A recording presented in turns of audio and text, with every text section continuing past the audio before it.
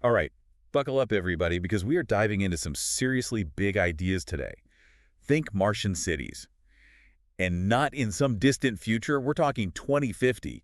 At least that's what Elon Musk is saying. He's really gone all in on this one, hasn't he? Oh, yeah. He's even got a name for this Martian metropolis. Terminus. Picture it 1 million people strong, thriving on a whole other planet. It's enough to make you double-check the calendar, right? 1 million people. By 2050. Yeah. It's audacious, there's no doubt about that. That's why we're here. We've got a whole stack of articles to dig into. Some tech folks over at Binance Square are having a field day with this one. There's an expert analysis from UNSW. Even a Reddit debate made the cut. Sounds like a lively mix. Anyone else jumping into the fray? Oh, we've got one more voice in the mix, a Chinese planetary geoscientist. They're bringing a whole other level of perspective to the table. Always good to get a global perspective on these things, right? So where do we even begin with something this massive? I mean, 1 million people on Mars, it sounds like science fiction. Well, amidst all the excitement, there's one thing that jumps out from every single source we've got. It's the make-or-break factor.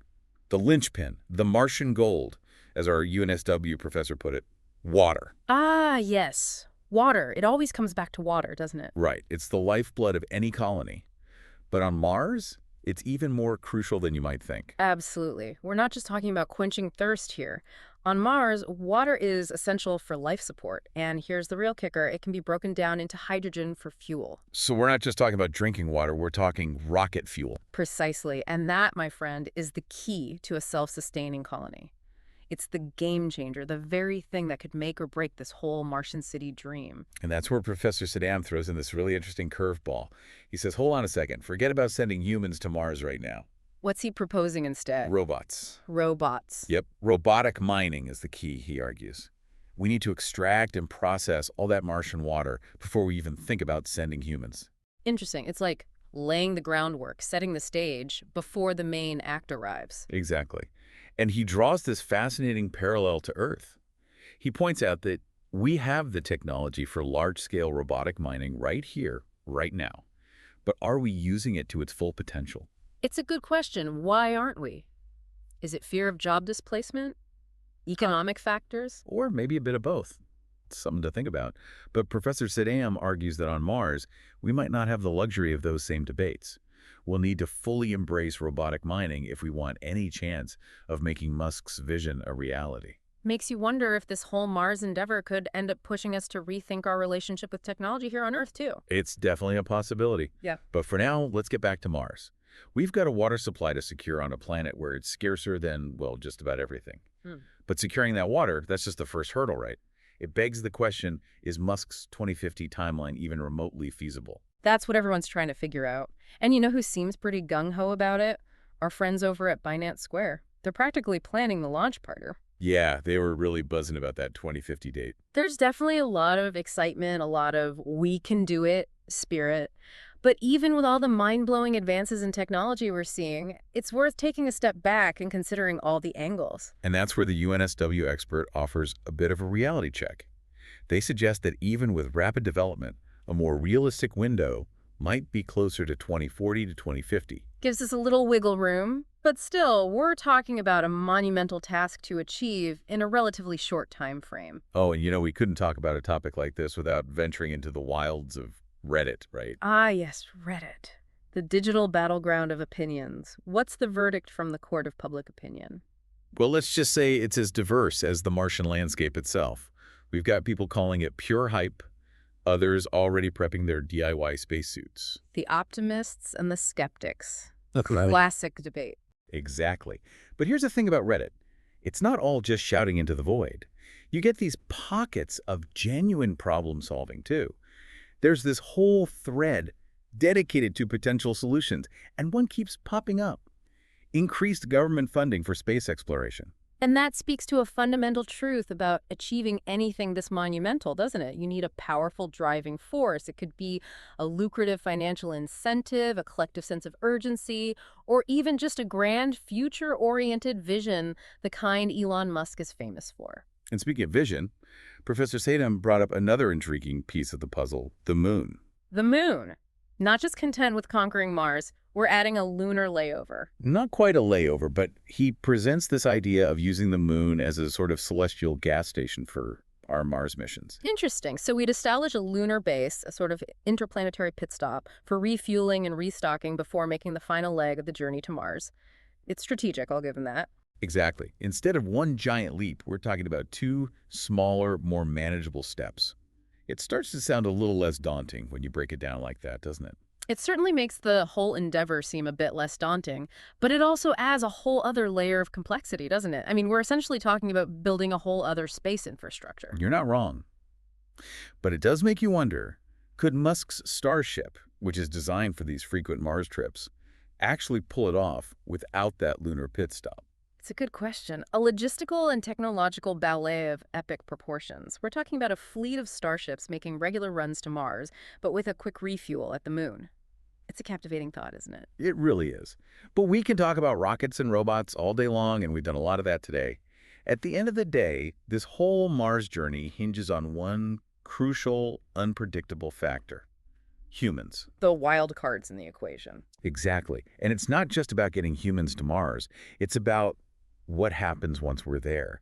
What would it actually be like to live on Mars? That's where the Chinese planetary geoscientists' insights really got me thinking. Because it's one thing to dream about Martian cities, but the reality of living on another planet is, well, it's a whole other ballgame, isn't it? Exactly. And he doesn't sugarcoat it. He paints a stark picture of the immense physiological and psychological demands of a journey that could last over 500 days. 500 days. That's over a year. Crammed in a spacecraft, hurtling through the vast emptiness of space. That's got to take a toll, both physically and mentally. Absolutely. And that's just the journey. We haven't even touched down on Mars yet. Imagine stepping out onto that red, dusty landscape, the isolation, the confinement, the sheer otherworldliness of it all. It's a lot to handle. And you know who's not shying away from those stark realities? Our Reddit friends. They're diving headfirst into the nitty-gritty. You're talking about the extreme temperatures Well, yeah. that would make even the Arctic feel like a tropical getaway. Makes you want to pack a parka, just in case. Right. And then there's the radiation. Those levels would make a microwave oven look like a sunbeam. Not exactly sunbathing weather? Nope, not at all. And we haven't even gotten to the limited resources. That's always a big one, right? Especially on a planet where you can't exactly pop to the shops for supplies. Exactly. Every drop of water, every breath of air, those become precious commodities. You definitely have to rethink your consumption habits. Absolutely. Mm. And then beyond the physical challenges, there's the psychological toll. Ah, the human element. Exactly. We can talk about technology and logistics all day long. Right. But at the end of the day, it's the human psyche that might be the biggest hurdle. It really makes you wonder what kind of person could not just survive. That actually thrive. Exactly, in that kind of environment. Would it be the astronauts, the scientists, Right. the engineers? Or could we see a Martian society made up of artists and poets and entrepreneurs, people from all walks of life I like that. who just crave adventure? It's an interesting question. It's kind of like those early explorers, right? Yeah. Setting sail into the unknown. Absolutely. Driven by curiosity, Yes, a thirst for discovery, maybe even a touch of madness. a little bit of that, for Yeah. sure. Or what about those researchers in Antarctica? Oh, absolutely. Spending months in isolation. Pushing the boundaries of human endurance. Right. It makes you realize that we humans, we're a pretty resilient bunch. We are. We have this incredible capacity to adapt, Yes. to overcome challenges. But history also reminds us that not every story has a happy ending. That's true. Yeah. For every successful expedition, there are countless tales of those who didn't make it. Exactly. Ships lost at sea, explorers succumbing to the elements, the psychological toll of isolation. It's a sobering thought, isn't it? It is. And the stakes are even higher when we're talking about another planet. Because if something goes wrong, Right. there's no calling for backup. Exactly.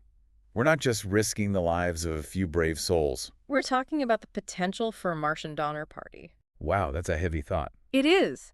And it's a reminder that we need to proceed with caution. Absolutely. We need to learn from our past mistakes, not repeat them. Couldn't agree more. But let's say, for a moment, Okay. that we could somehow overcome all these challenges. All right, let's play that game.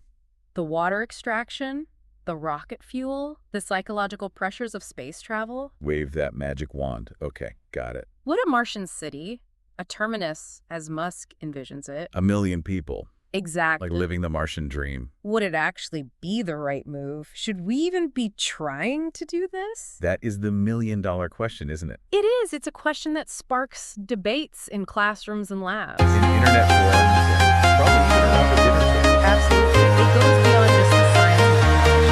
It delves into the very heart. I'm walking alone, the streets are empty. The only thing I can see is my own silhouette. I'm getting stronger, step by step. The clock is ticking, but there's no time for me. I've been flying from town to town, from London to Taiwan. I've been all around the globe, trying to protect your soul. We are heroes tonight. We will fly above the sky. We are heroes tonight. Yeah. We are heroes tonight. We will fly above the sky. We are heroes tonight.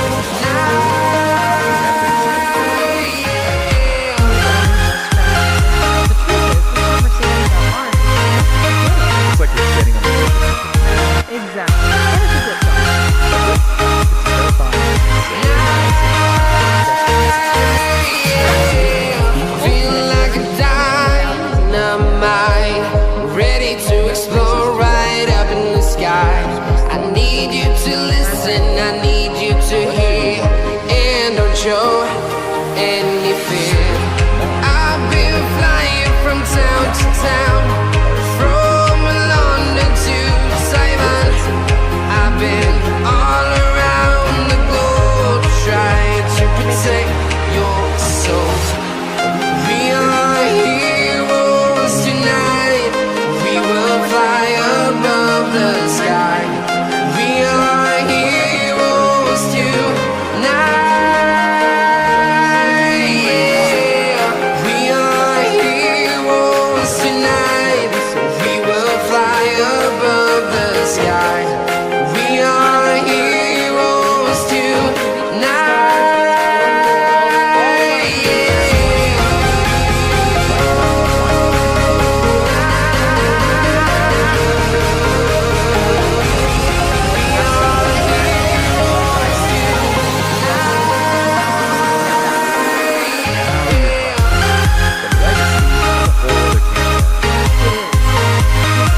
What would we do?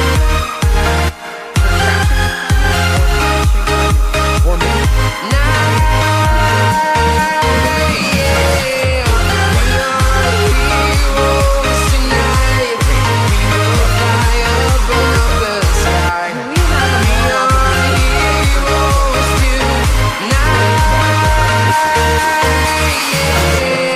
I've been flying from town to And remember, town, whether it's Earth or from Mars, London to Taiwan.